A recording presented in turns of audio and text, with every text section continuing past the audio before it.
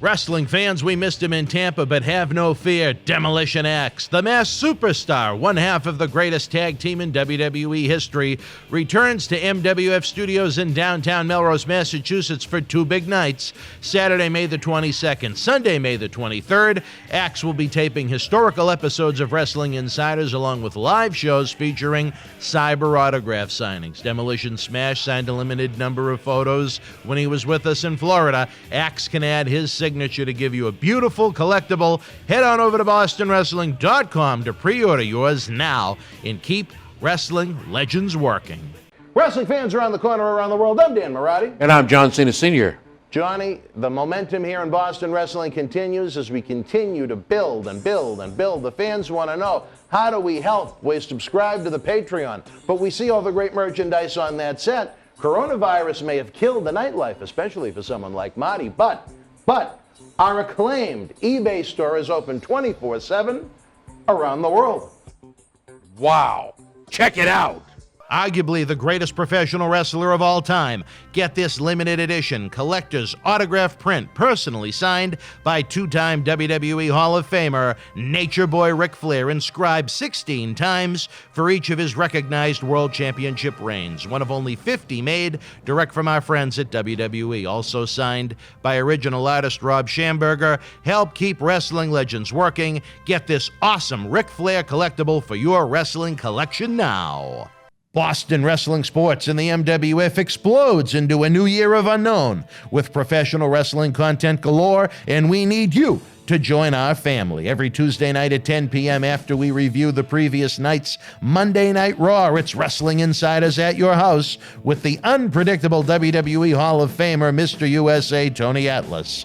Wednesday nights after WWE, NXT, and AEW at 10 p.m., you never know who's going to show up on Wrestling Insiders Special Edition.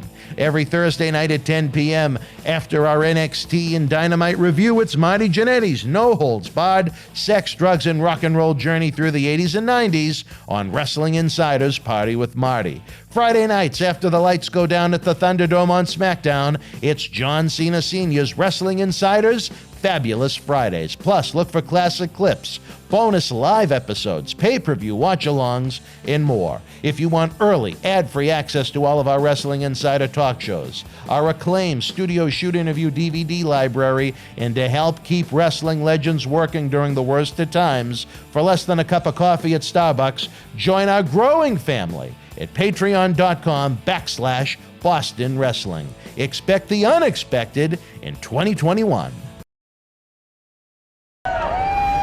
This is Mick Foley. This is Harley Race. This is Shelton Benjamin. This is Mr. Wonderful Paul Orndorff. This is the Monster Abyss. And this is Daniel Bryan. This is JBL, and you're watching the MWF. Be there live.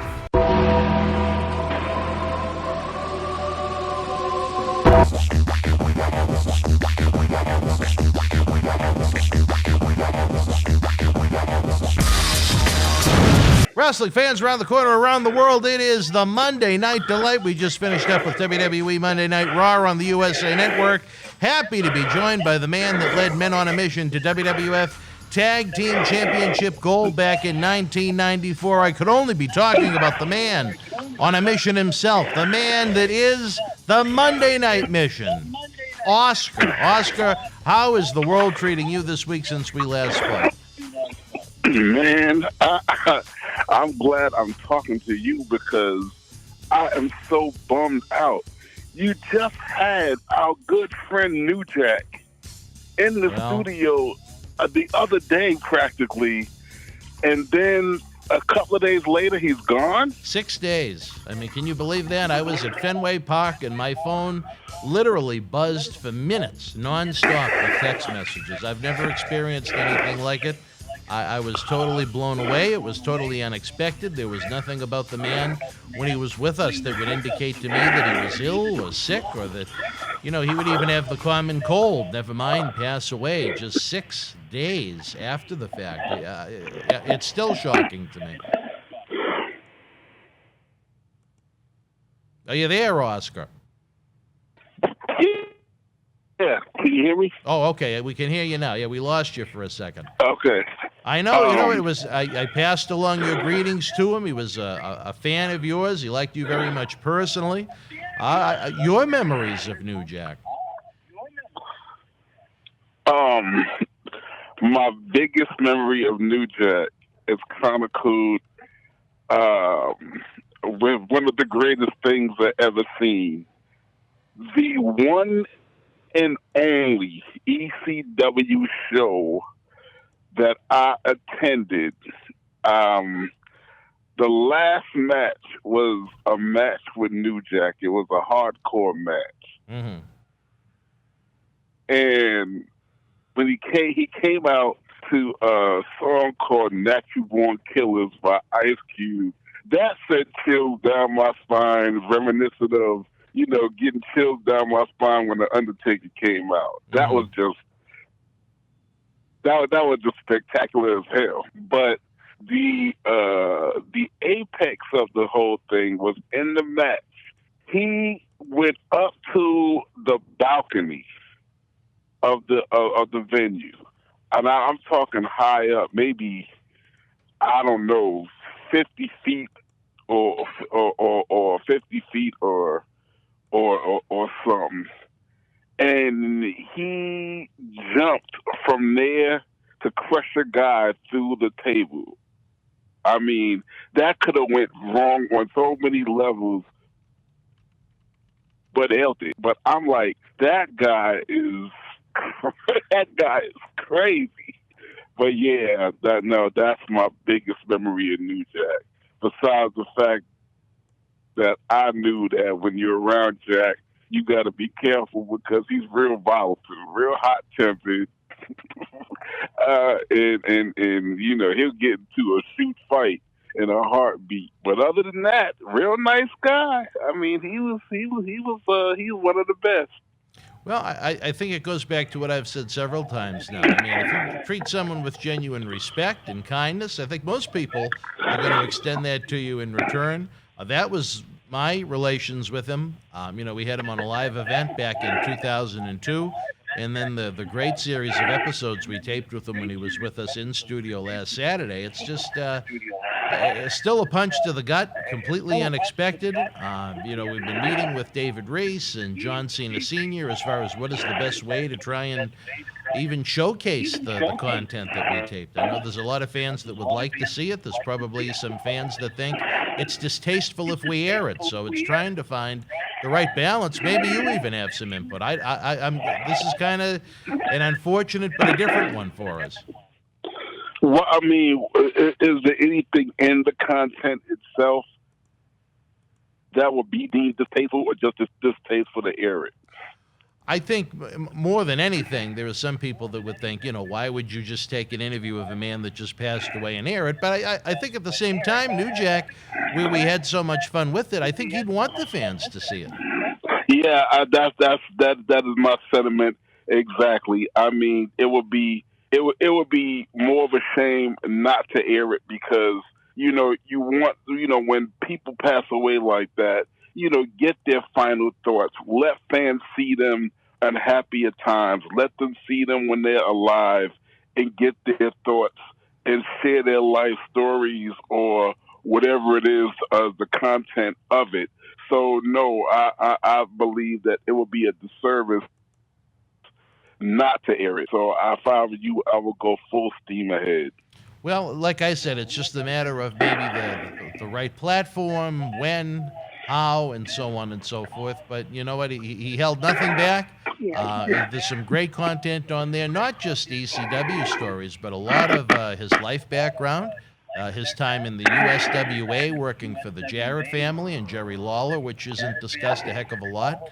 His time working for Jim Cornette in Smoky Mountain. So some stuff that he didn't talk about, often in interviews, like, ECW would always come up. The Coolest incident would always come up and things like that. But we taped 6 episodes. I thought it was high quality stuff. We were going to have him back with us June 12th and 13th. We were going to try and turn it into a weekly series where Greensboro was such a reasonable flight in, but And I'm at Fenway Park for the first time in a year and a half, enjoying a Red Sox game with my buddy Cool Papa Bell. And like I said, I thought there was literally something wrong with the phone.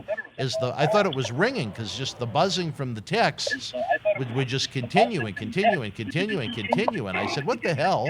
Then I ripped it out and I saw, I don't know how many messages that said, did you hear about New Jack? New Jack died and so on and so forth. And just, again, blown away. We were at the world-famous Kowloon Entertainment Dining Complex after the taping. Andy Wong took a nice picture with us that he put up on the Twitter account. And to think that 6 days later the man would no longer be in the world is just, it's a very sad day. He's a very polarizing individual. There's a lot of... If it's ever me and I'm not here no more and you'll glean something from this, I would want you to do what the great Shannon Lee said about her father in the movie Dragon the Bruce Lee story. Don't concentrate on how he died or the fact that he died. I would want fans to see how I lived. And in that spirit, that is why I'm saying it is fine to go ahead and show those interviews. Show people how we lived, not the fact that we died, because we all gonna die. But I want people to see how I lived more than anything else on the planet, what my story is. Well, you know what? That's a very interesting point of view. Again, there is... I think some really interesting content in there that's a little different than the typical New Jack interview that would be, ECW. This was a wide range of his career, starting from when he was very, very young in the industry.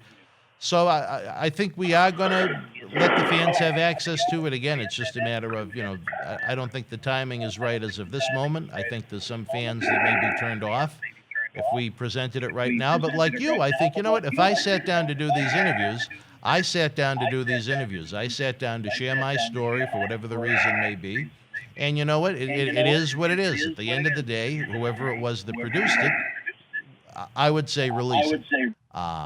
Unless it does not, but unless it was some kind of an odd situation that was involving the death itself. But, he passed of a heart attack, which had nothing to do with when he was here with us. But I just, you see talent that can come and go, age-wise or whatever the problem may be, and there was nothing like that. He was in good spirits. He appeared to be in good condition. So I don't know what more I can add to that. I am sad. I am disappointed. I thought it was going to be another great relationship. I thought it'd be another great addition to our growing Boston wrestling sports family, along with you and John Cena Sr. and Marty Jannetty and, the growing list on Wednesday night of the rotating guests. And now, we're not going to have that opportunity. And I think that's awfully sad for a man that's 58 years old, married.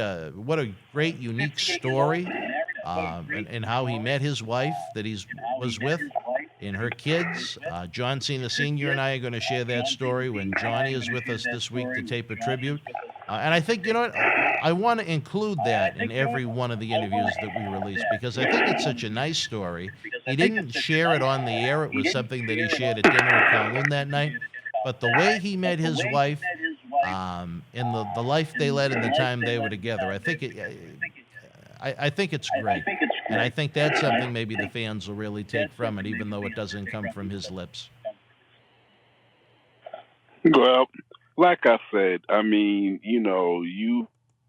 use your discretion, but I would not hold that content back because, the fact that it's recent, I'm sure that factors in. But you look at the WWE network and everything else. Everybody got.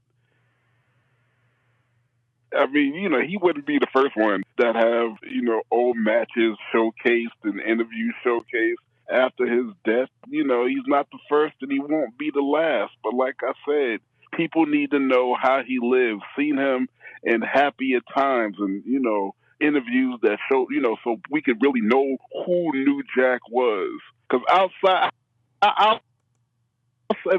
without these interviews outside the ring, people don't know who we are. They Right. Yeah. don't even know whether we married or that we got kids, how we met our wives. I mean, that is stuff that fans really, really, really could get into, whether we're living or dead, and that adds to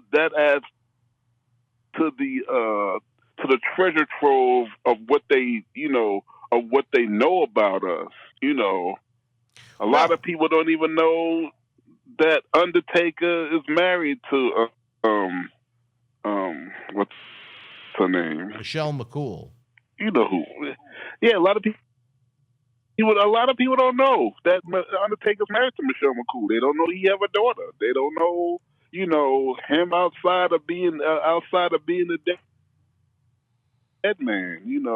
So my point is, fans would appreciate knowing who we are outside the ring, our lives, our likes, dislikes, how we interact at home, Right.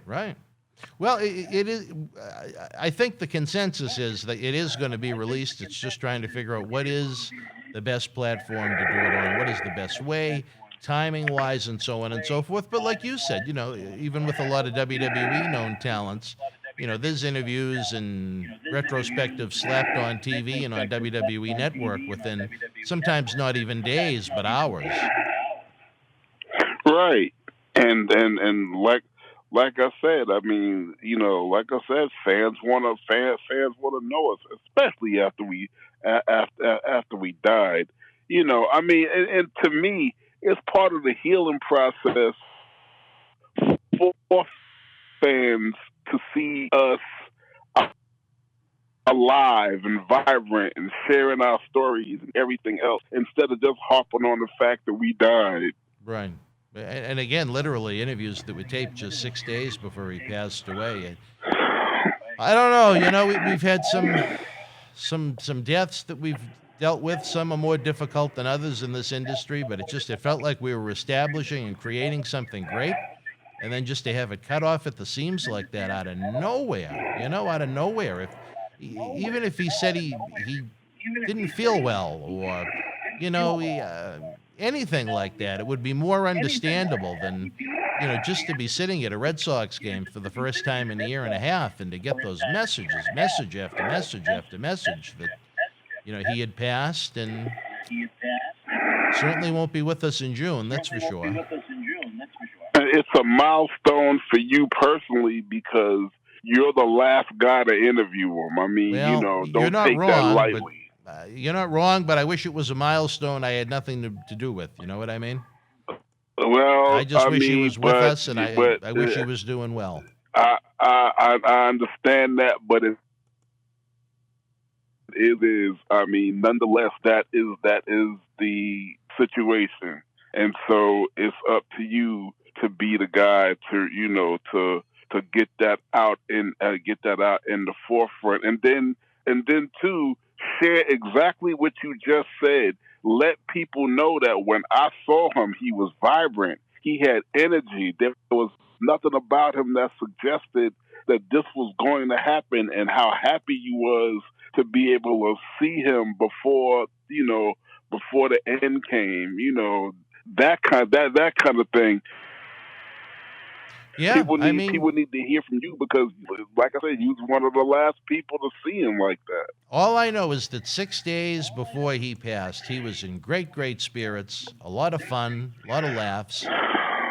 And, I think that should be taken into context, too. I think you're right about that. It's just, in a situation like this, everybody's going to have an opinion, as you know, so we're trying to get the best opinions of those Right. People going to want to know, people going to want to know, was he sick? Was he in the hospital? Was it, what the situation was? And you're the one person to set the record straight and let all of us know what the situation was, a week before his passing when you saw him. There was no sign of illness whatsoever.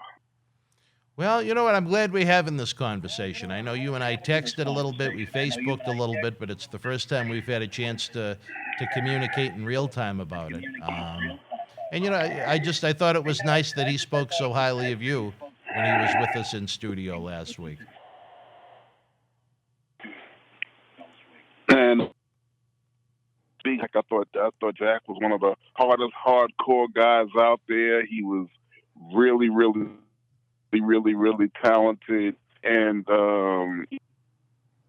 he's one of the guys that younger black wrestlers could look up to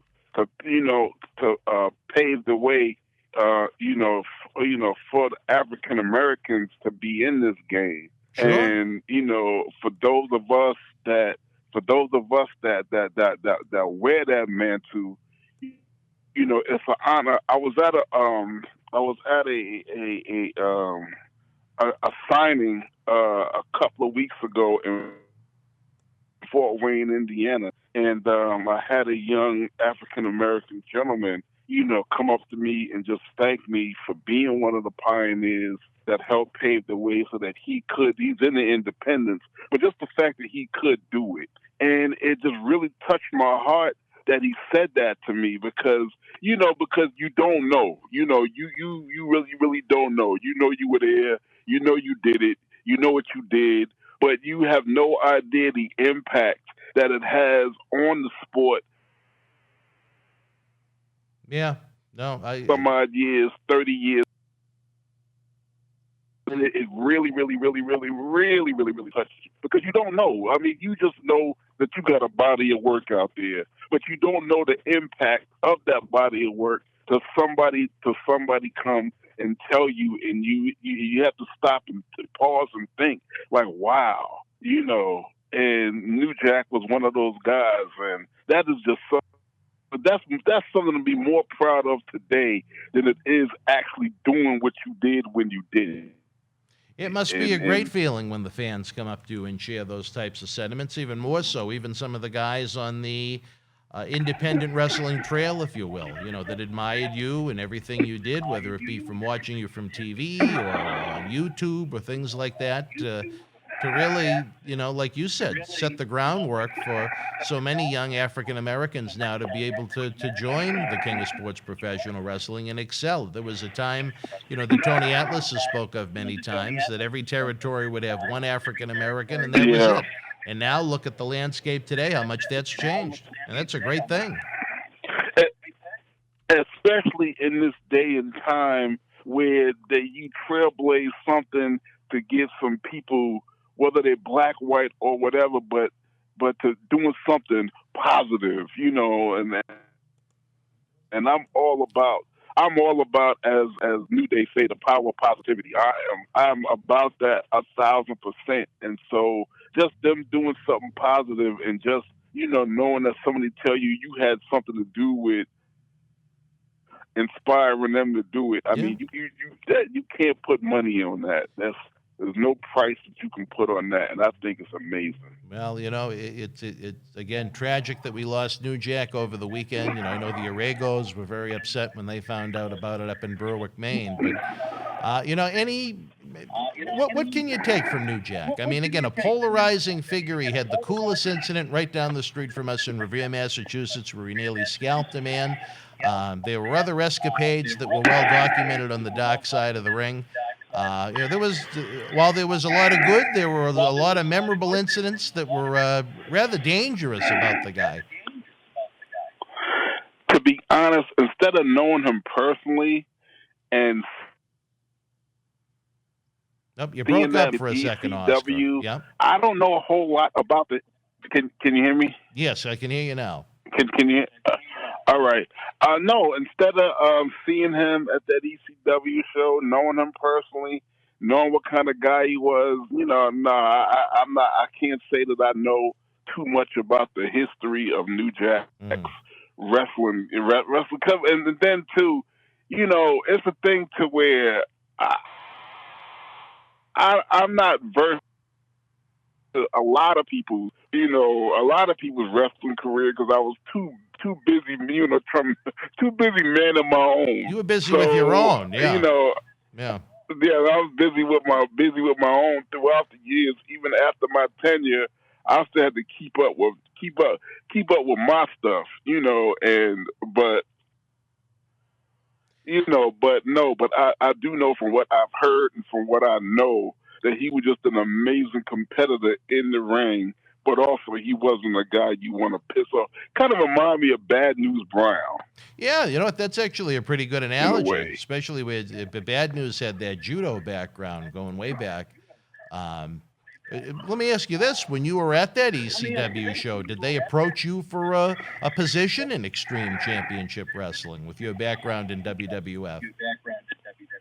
No, they didn't, but I didn't stay long enough to see if something like that would happen. And I wasn't interested at that point. I mean, I had just fresh really got out of WWE probably a few months, and I just went with some guys. I just went to take some guys to the ECW show and get them in, and I just went and enjoyed it. And I really wasn't interested in doing anything in the world of wrestling at that point. So no. I got you. You were just trying to calm the seas of life down a little bit after your time on the road. Yeah. All right, wrestling fans, right now, why don't we take a brief time out? We come back, we'll talk a little bit more with Oscar about the world of professional wrestling in the 2021, May the 17th. Stand by, folks. Wrestling fans around the corner, around the world, I'm Dan Marty. And I'm Mr. USA WWE Hall of Famer Tony Atlas. The road to WrestleMania has begun. Wrestling fans are looking to add to their man caves. You got to see what we have in the eBay store. Check it out. At Night of Champions 2020, Tribal Chief Roman Reigns successfully defended the WWE Universal Championship against his cousin, Jey Uso, in a must-see battle. Here is your chance to own a piece of Roman Reigns' moments before battle on this beautiful limited edition autographed 11x14 poster direct from friends at WWE. It's number 19 of only 50 made. Includes WWE authentication hologram on the poster itself, suitable for framing and matting. You'll also receive a bonus Legends autographed 8x10 photo in an on-air shout-out on Wrestling Insiders as our thanks for helping keep Wrestling Legends working. Get this ultra-rare Roman Reigns autograph poster now. Cheer. Why, hello. I would ask what was on your mind, but I already know. You want to know what has got my beard looking oh so majestic. And I'll tell you, it's sexy as hell beard care. Coconut oil, vitamin E oil, almond oil, both sweet and bitter, shea butter, it's all natural. Yes, JTG has actually come out with a high quality product. So support your boy by going to sahbeardcare.com and take one step closer to becoming sexy as hell. Cheer. Ooh, cheer. You know? All right, wrestling fans, welcome back. Part 2 of Wrestling Insider Monday Night Mission. Dan Marty here, along with my partner in crime, Oscar. Ralph Owens is here, manning the studio. Oscar, what else we got going on in the world of wrestling? We talked about the doom and gloom, of course, with the passing of New Jack, who we're going to miss for quite some time. What else do we got cooking? We just had WrestleMania. Backlash. The hell they call it? Backlash. Ray, we just had WrestleMania Backlash. How was it for you? Not much to write home about, I guess is the best way to put it. The zombies kind of did it for me. You know what I mean? No, that was I mean, the turnout was just predictable. I did not expect Rhea Ripley to drop the strap. Of course, Roman Reigns was not going to drop the strap to Cesaro. That was just a waste. Nobody dropped the strap. Bianca Belair kept it, and I'm glad she did. I hope she keeps it. I hope she keeps it for a while. I did not expect Lashley to lose and drop it to either Strowman. Now, one thing I would like to see, I think that Braun Strowman deserves a run with that title. Well, he had one last year. I believe.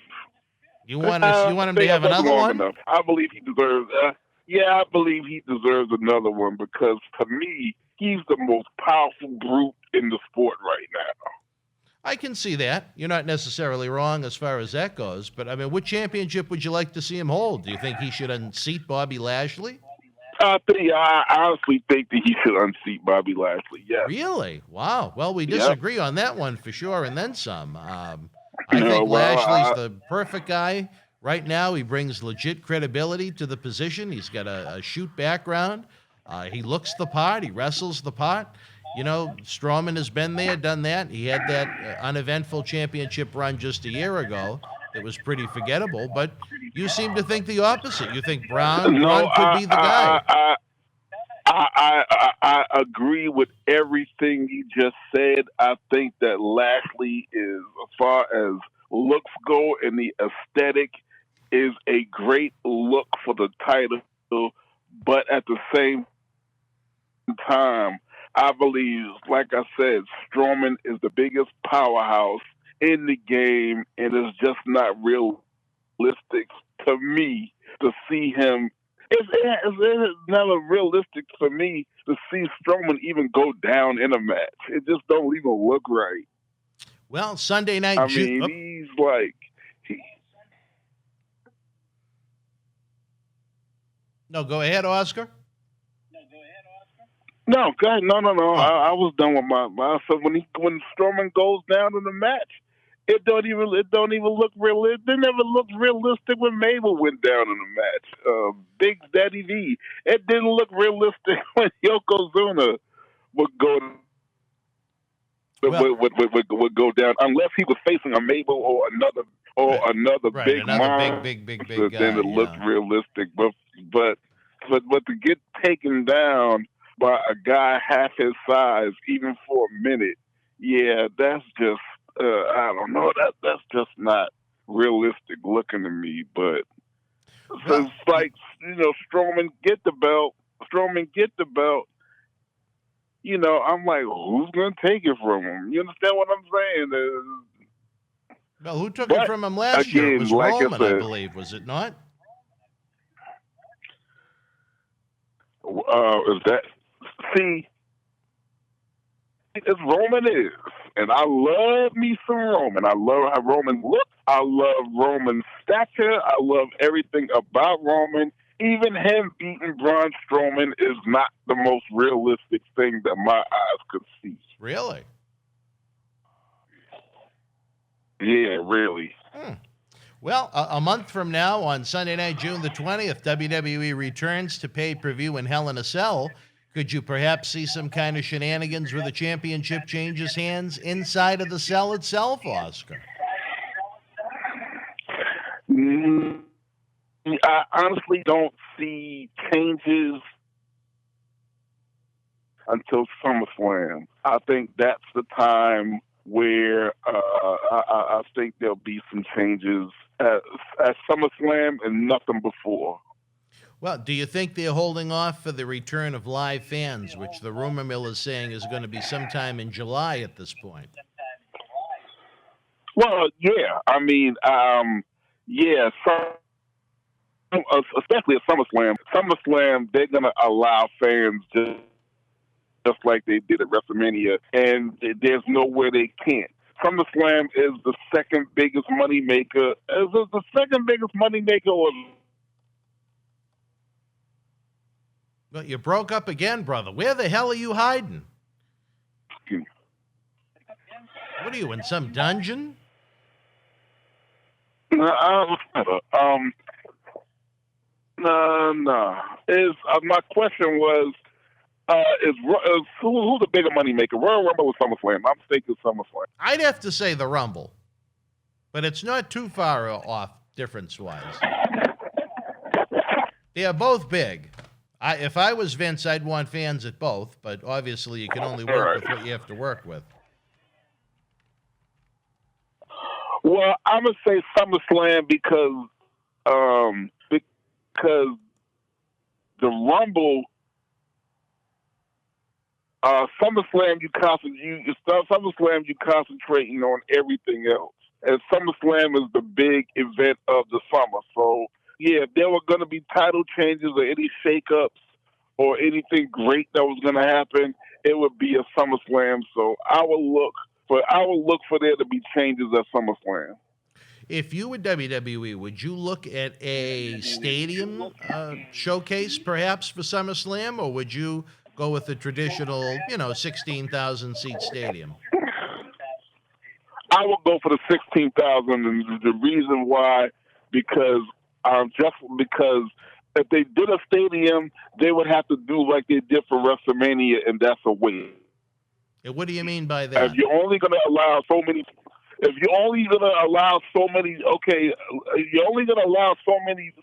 fans to come in, then why use a stadium?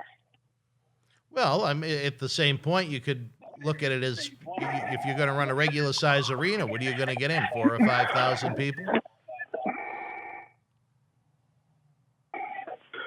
Well, no. I mean, okay. Now this is my prediction, and actually my hope.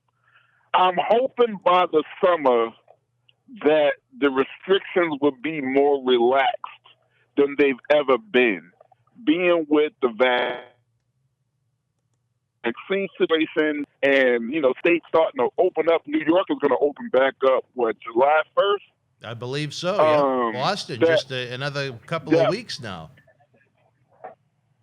That by then you're able to at least get an arena and pack it halfway full. If not, just go for it and do the whole. No way in hell I wouldn't go if they did full capacity. Nah, and I'm vaccinated, and I'm twice vaccinated. Well, last year it was supposed to take place at the TD Garden right here in Boston. Maybe with the lifting of some of the restrictions coming to Beantown within the next couple of weeks, maybe SummerSlam will come back to Boston as it was supposed to be last year. Well, if we come back to Boston, we all going. We hope. We can only hope, knock on wood. It's been a while since we've had a big event the size of SummerSlam here in Boston. Obviously, we're never going to get a WrestleMania because of the weather, but you know what? I think SummerSlam is the perfect fit for Boston unless WWE decides they want to go big time. Yeah, well, like I said, I mean, I could only hope, but to really go all out and just put things back to the way they normally are. I even think that the summer is probably a little bit too soon. Just to go all out, balls to the wall with attendance. So you wouldn't fill any arena to capacity in August?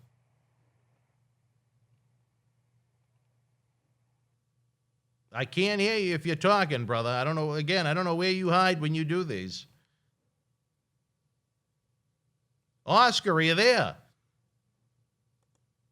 Are you on it? What? Wait, nope. Now you're back. All right, how about now? I can hear you perfect now. All right. All right, so my question was, if it was at your discretion in August, would you have filled any venue to capacity? If it was me, things wouldn't go back to... You're breaking up again. I have no idea what you're saying, Oscar. Can you hear me? Next summer is when things will go back to some semblance. It's got to be your phone because I'm doing every trick. How about now? You're perfect right now. Don't move. Don't move. I'm going to get Dreamy Mimi to get some of the hair supplies to glue your feet to wherever you are right now. Yeah, to have even some semblance of normalcy would be next year. So you think going with pods and socially distanced capacity would be the right move in 2021? Yeah. All right, fair enough. The reason being is because I don't care what they say, we have not been vaccinated long enough to know if the vaccine is really, really, really 100% effective, you know, and in the respectable numbers that they claim it is. We won't know for until we won't know for a while. We're all guinea pigs that got the vaccine. I mean, if you really, really want to be honest, they may not say that on the news or say it out loud, but it's the truth. So why pack 25,000 people all in together when the mysteries are still out there as to whether or not this virus has calmed down by way of the vaccine? I wouldn't risk people's lives on that. Do, So until we know, do you think it's too soon for WWE and AEW to be having fans at these live events? no, I think as long as they do it sensibly and respect social distancing and make people wear masks and what have you, no, I think fans could come. I think we've come that far to do it sensibly And safely. and safely. That's what it's all about to me in the beginning. I have to say, as someone that was there, I think WWE did a really good job with how they spread the fans out at WrestleMania. I just think at SummerSlam, if you go to an indoor arena, you're talking about what turns into a very small crowd. That's why I was wondering if you thought maybe a stadium showcase might not be so bad. If you want to try and get a big crowd in there for the biggest party of the summer, as WWE labels it. I mean, but look at it this way: we ain't been having SummerSlam at the stadium. Wow, why start now? I just think so you can try and get as many fans in as possible. I think, honestly, I think fans are going to be itching for that live experience once it's, safe to do so. Yeah, but see, you got to look at it from a financial standpoint. I mean, how much money are you losing trying to do a stadium scenario for SummerSlam where you can't fill it, and you gotta try, you gotta have 20% capacity, and then you gotta not only get the stadium, but you gotta manage it. I mean, it has got to be a money sucking scenario if you try to do it. That's me Well, running the business. that's a good point, too. But at the same time, you know what? Hey, there could be a lot of stadiums out there that are just looking for anything to come in and, have an event so they can try and make some income of any kind. They might be willing to put together some sweetheart deals that they wouldn't under normal circumstances just to get an event into the stadium and get people working. It's been so long for a lot of these places to have had such big events. Well, I'm not privy to those deals, but if they can get a deal like that, then absolutely. Maybe they'll Uh, come out to Chi-Town and see you. yeah. Come to try. If they can get Soldier Field to give them a deal like that, then they absolutely should go for it. Well, I think it's safe to say that the rest of 2021 is going to be the year of the unknown as far as what's going to happen. I know AEW is going balls to the wall. Dynamite is going to be on the road every Wednesday, I believe, starting Wednesday, July the 7th, when they are going to be in the great city, a place where you've caused a lot of trouble over the years, Miami, Florida. Oh yeah, That was one of your cities, was it not? yeah. Miami, Florida, my town. You and Will Smith singing Miami together. Yeah, there you go. I heard it. Don't worry. But I got to ask you, Zombie, Oscar, what did you think of the zombies on the pay-per-view last night? I mean, I was mystified. You know what? I'll tell you, there's definitely an answer to that. I am not a fan of zombies in anything on television they come on. I think they're disgusting.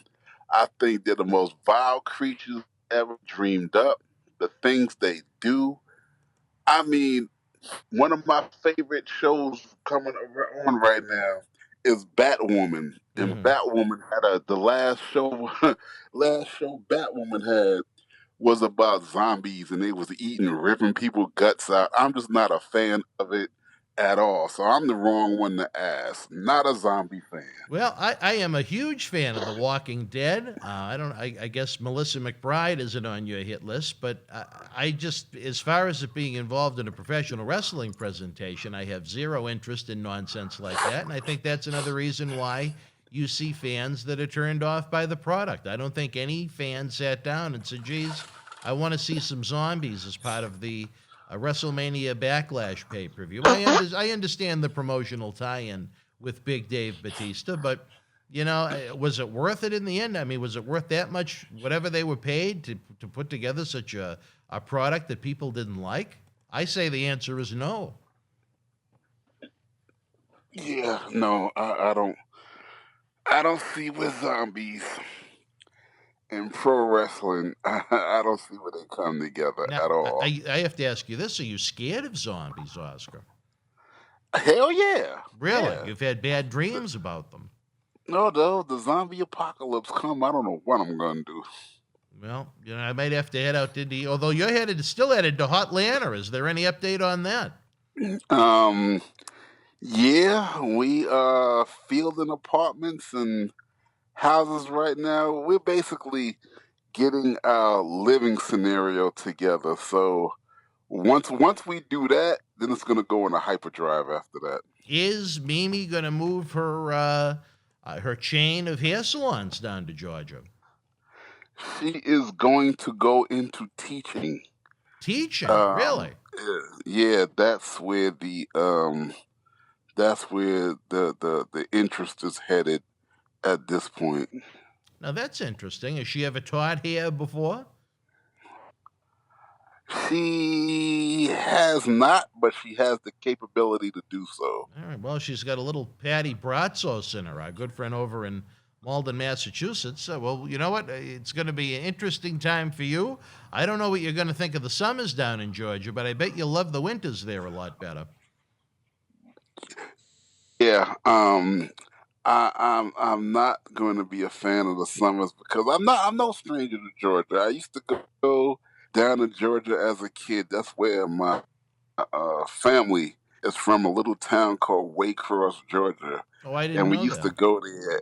Yeah, we used to go there every year. See, another fact that you know before I die about me. Another My factoid. family is from my family is from Waycross, Georgia, and since I was a kid, my mother drug us down there every year. It was like, okay, last day of school, get out of school and head straight to a Greyhound and take it on down to Waycross, Georgia, and that's where we spent our summers. I couldn't stand my cousins. The heat was equatorial. The mosquitoes were relentless. The house didn't have any air conditioning, and it was just horrible. And that's how I spent my summers. And when I was old enough to make my own decisions, you could not imagine how happy I was. It's certainly not the paradise that David Reese lives in out in the 619 in San Diego. Oh my God! I got that right. David Reese is living. He's living heaven. Well, the pieces just flock to him. The pieces just flock to him. He got great weather. I'm sure he has a nice place to live, and the pieces. So Lots of pieces. Lots of pieces. It's like a candy factory over there as he continues to search for the perfect spot for his gentleman's club in the Las Vegas area. Have you made any plans for the Cauliflower Alley Club, Oscar? I know we've discussed it on air. I'm looking forward to seeing you and the doctor and hopefully everybody else out in Vegas a week before my birthday. Well, I'm pretty much set. I'm looking into everything right now. I know fun is for me to go. So yeah, I'm pretty set. But now will Dreamy Mimi be there? Oh, she said I can't go without her. She's looking forward to seeing you, buddy. She's looking forward to seeing me. Oh yeah, all right. You're one of her favorite people. Well, my question is, will she let you away from the beautiful 5-star Gold Coast Casino? 5-star amenities across the board. to visit Reese's Pieces. Okay. Let me tell you the story behind that. The amenities will blow you away. Okay, no. There's another story to answer that question All right, there's about going more. to see Reese's Pieces. Oh, all right.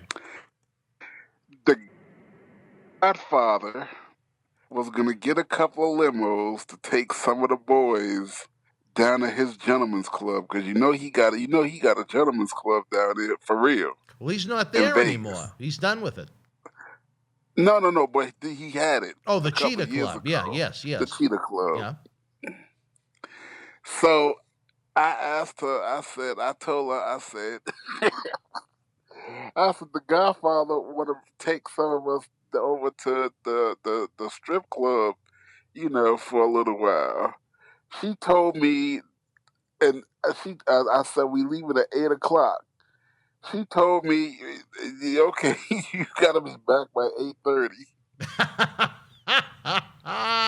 Well, So she gave you a little, permission to get away for a little bit, I guess. Not when long. when I told the story at the dinner, I said my wife we was leaving at 8:00. My wife said I had to be back by 8:30. Everybody started laughing, and then I told everybody, "Ask me what happened on Raw last night, because I could tell you." Meaning I was at the hotel watching Raw. I wasn't at the didn't go. You were enjoying the 5-star amenities at the Gold Coast.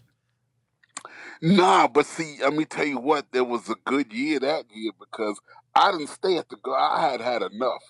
I didn't stay at the Gold Coast that go around. Where did you stay? I stayed at the Elara. The where?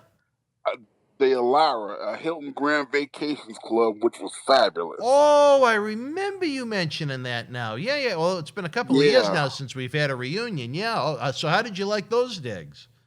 Oh man, no. See, I liked the Elara so much when I went on my Vegas vacation last month. That's why I started off at the Rio, and the Rio was just as much as a dump as the Gold Coast. I've heard that. So we stayed at the Rio 2 nights, and we had enough, and we left the Rio and went to the Elara because what happened was I went to the crap table. And I had an awesome run at the crap table, so there was no reason to subject ourselves to the Rio any longer.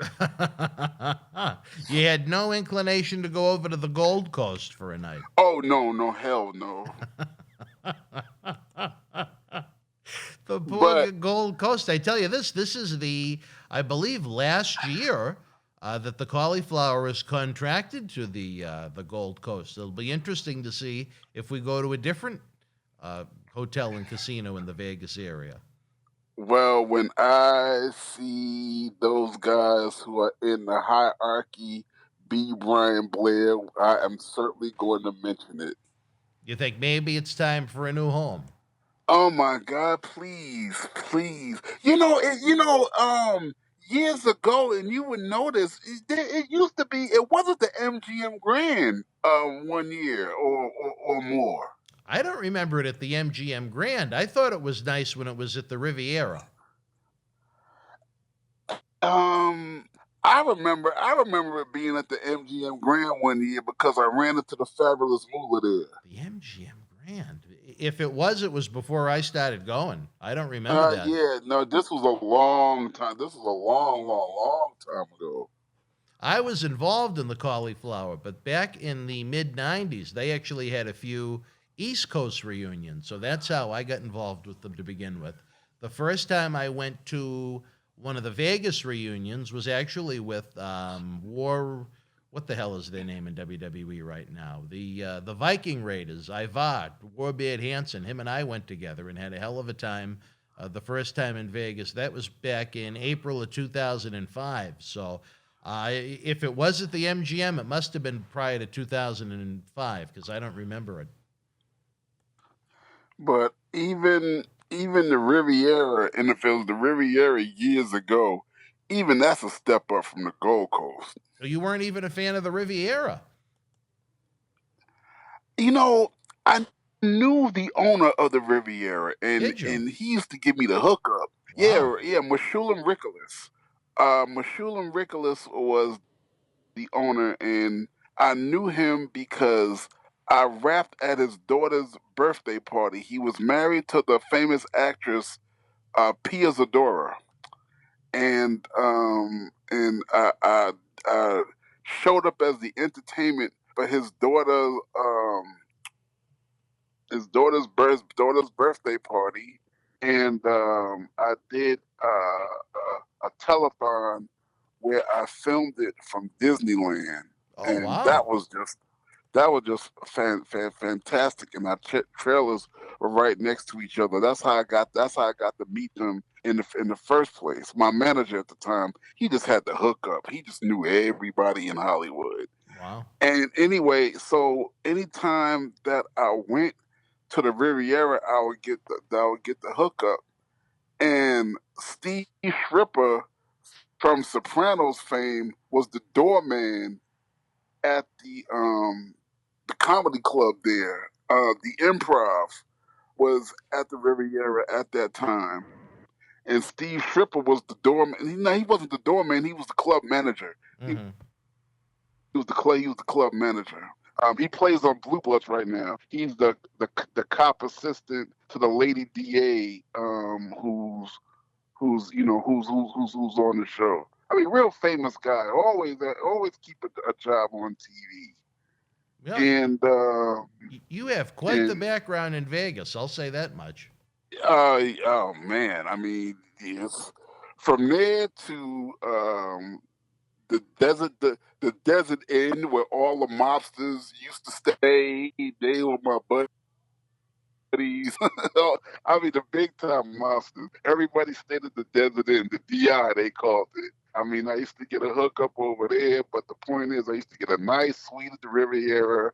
I would see Meshulam Rickolas for dinner if he was in town. When I would come to town, I mean, and no matter what was going on, I would get in there for $45 a night. No matter Wow. what was going on. I mean, prices at the Riviera could be 300 a night for the layman, but it was always $45 for me.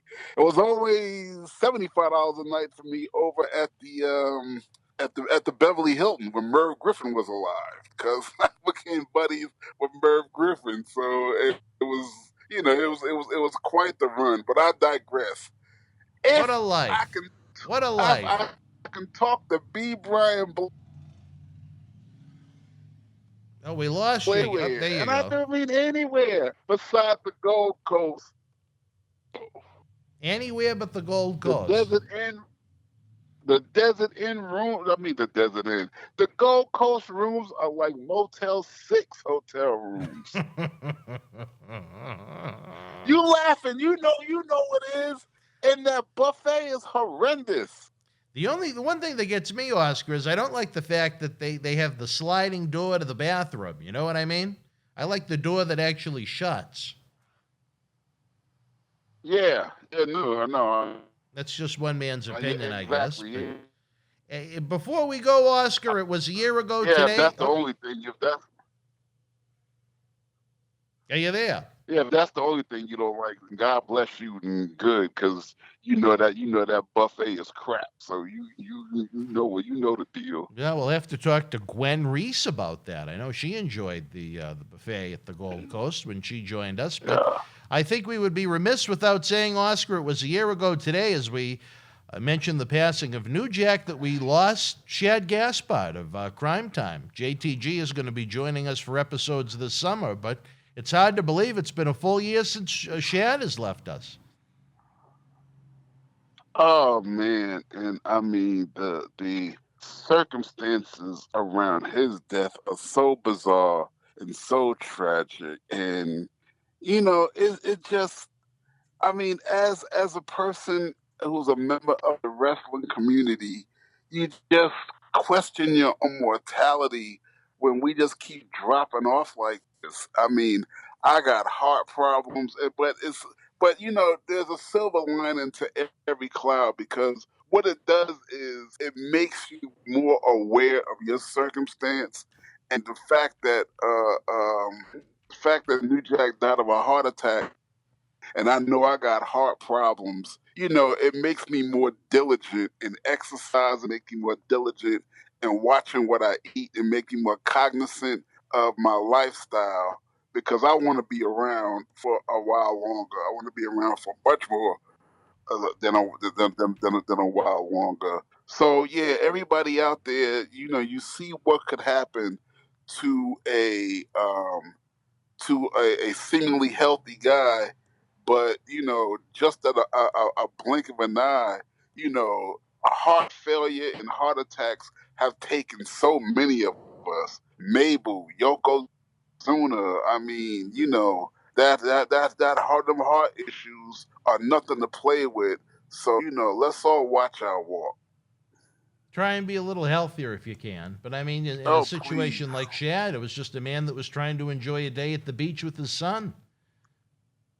Yeah, And look at what it yeah, turned into. yeah. Just That very was that, that was. another heartbreaker where Shad was, it wasn't as recent as New Jack, but just the WrestleMania before, the last WrestleMania where there were fans live. He was with us at in New York City as part of the festivities there. So, and then a year later he was gone. So just kind of eerie, two people that we knew well enough to pass away at such young ages and close enough to the time that we were around them. Do me a favor. He probably not gonna tell you, but when you see JTG, your first question need to be: is his ass still getting a check? From Because who? if he is, you tell him to tell me how the hell he doing that so I can get one. Getting a check from JT who? JTG From who? JT Who's he getting the check from? I'm gonna tell you. I'm Oh, all trying right, to all tell right. you. JTG was out the company and was still getting weekly $500 checks years later.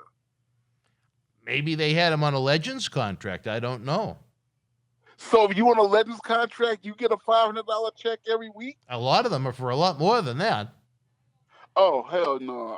Okay, thank you for telling me, because I'm sure gonna, I'm sure gonna, the leadership of WWE to change, so I'm sure gonna talk to somebody, because I'm a legend and I deserve a check. Well, I guess it's all what you can contribute as far as maybe analyzing some of the TV shows for them and sharing your thoughts or making personal appearances for them. I did not know that JTG had a Legends contract. I thought once they released him, my gosh, I think it was 2014-ish, I thought that was the end of it. I didn't know that the paydays That's continued. my point. I don't know he had a Legends contract, but I did. Well, I'll hear ask that him. he I'll was dig. I did. He was still getting the check. I'm talking years later after he was gone. I don't even think he had a Legends contract, but he was still getting a check. Now, how do you know that? Bruh, I hear things, okay? All right. Well, you know what? I will look into it. You have me curious now because nothing nothing against JTG. I'm thrilled that he's going to be on our episodes of Wrestling Insider Special Edition on Wednesday night this summer. But I had no idea that he remained on the payroll after he was released. You're gonna make me dig. You tell him that was a question for me. Is you still getting the check, and who the hell I talk to? Who tell are you him going to I said talk to? that. Well, I guess John Laurinaitis would be the man he's now. still getting the check, and who do I talk to? You ask him just like that and tell him I got a question from Oscar. You know what? Funny enough, I have to text him tonight, so I'm gonna try and get the answer tonight for you. He probably, like I said, he's probably not even going to tell you. A cop to it or admit it. But if he do, we're gonna get to the bottom of it. But before we go, Oscar, any final memories of Shad Gaspard? It's amazing that it's been a year since he's been gone, and certainly a man that went down a hero. Well, again, him and JTG were two guys that I saw on television. Matter of fact, I didn't meet Shad Gaspard until I was with you in New Jersey. Oh, really? And this was not too long ago. I did not know them. I did not know them personally, but that was the first time that I met them, and he knew who I was. Of course, I knew who he was. And, we really hit it off, had a good conversation, a good time. And, I'm just sorry things just turned out. It's just sad the way things go sometimes. Sure, certainly to say the least. All right, wrestling fans, we are running out of time here on Oscar's Monday Night Mission. The news making the rounds, Oscar, is that John Cena Sr. wants to make some changes. All of the talk shows may be moving to 7 o'clock to try and get an earlier start on things as opposed to waiting until 10 or 11. That remains to be seen. Keep your eyes peeled. Join us on social media, facebook.com/Boston Wrestling Sports, and well over 50,000 fans on Twitter at MWF Project X, so you can be hip to the blade. We don't want you to miss the premieres. We have had discussions with Dr. Reese, the president, John Cena Sr., about making audio-only podcast-style versions of this available the day after the video premiere on YouTube. So this summer, big things are happening, things are changing, and all roads, where they're leading, Oscar. Save the date, almost like a wedding. As long as the good Lord is willing, Saturday night, November the 13th, 20 years of Boston Wrestling MWF at Memorial Hall in Melrose, Massachusetts. We're in for a tremendous second half of 2021. Now, what are the plans for that? Well, originally it was just simply going to be our Back to the 80s WrestleFest retrospective, where we were going to have some of the 80s legends with us. And then, where it's been delayed so many times since April of 2020, the event now coincides with the 20th anniversary of our first live wrestling event. So it's really going to be a happening. We all need, you need to have all of us come in. And the pieces. Oh, definitely the pieces. I mean, Reese is going to come out like the Godfather did at the Georgia Dome in Atlanta on Raw when he had about 40 of them with him. Oh, definitely. Yeah. So a lot to look forward to, fans. Again, all we can say right now is save the date. Crazy things seem to happen in this city, but we are looking forward to getting back to reality, getting back to business, back to action, back to having fun with you guys.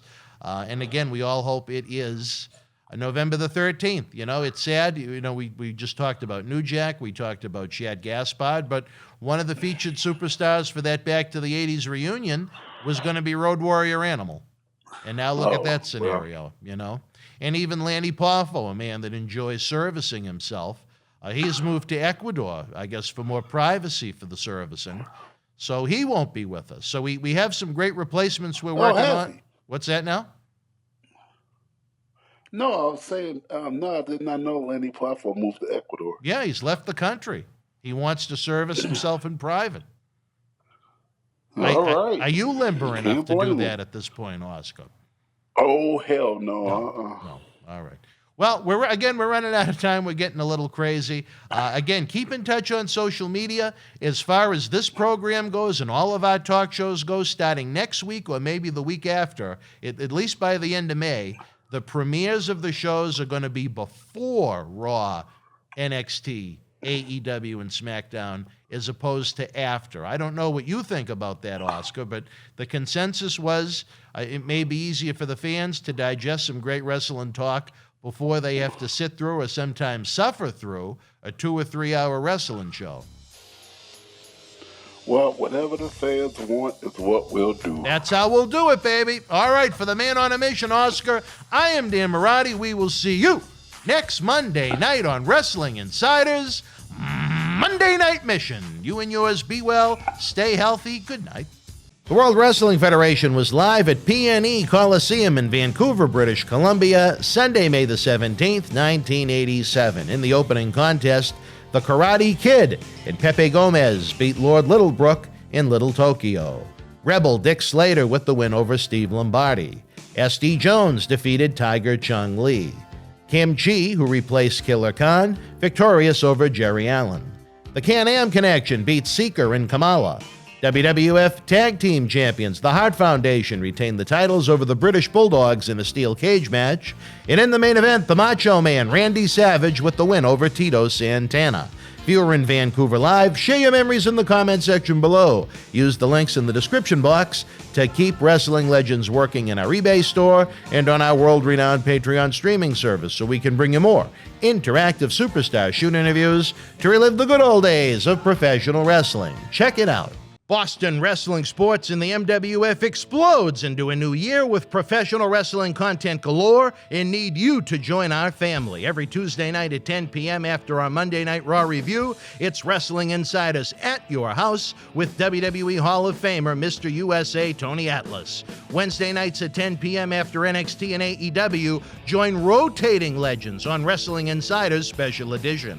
Every Thursday night at 10 p.m. after our NXT and Dynamite review, it's Marty Jannetty's No Holds Barred Sex, Drugs, and Rock and Roll journey on Wrestling Insiders Party with Marty. Friday night after SmackDown, don't miss John Cena Sr.'s Wrestling Insiders Fabulous Fridays. Plus, look for classic clips, history videos, bonus live episodes, pay-per-view watch-alongs, and more.